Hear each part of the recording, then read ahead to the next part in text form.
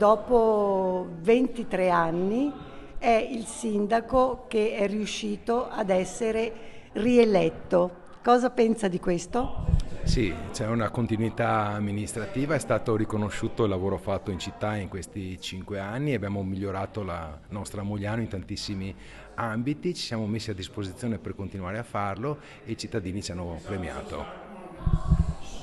Ma parte subito in velocità, già con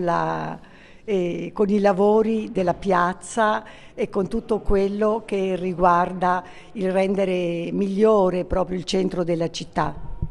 Sì, ci sono tanti lavori già programmati che adesso continueranno o partiranno, in primis il lavoro su Via Don Bosco, è un lavoro importante che renderà il nostro centro ancora più bello, ma ci sono tante altre opere programmate, altre che abbiamo inserito all'interno del nostro programma con cui ci siamo presentati alle elezioni amministrative che partiranno, quindi c'è tanto lavoro da fare, da oggi abbiamo le squadre al completo, 5 assessori di esperienza, preparati che lavoreranno sodo per la città insieme al sindaco e a tutti i consiglieri. È stato semplice fare la giunta in quanto è stata quasi una riconferma della precedente.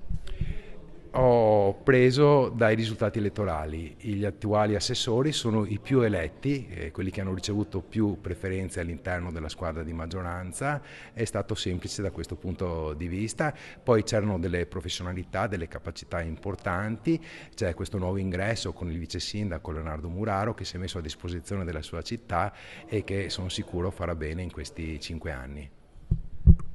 Cosa promette ai cittadini che l'hanno votata? Di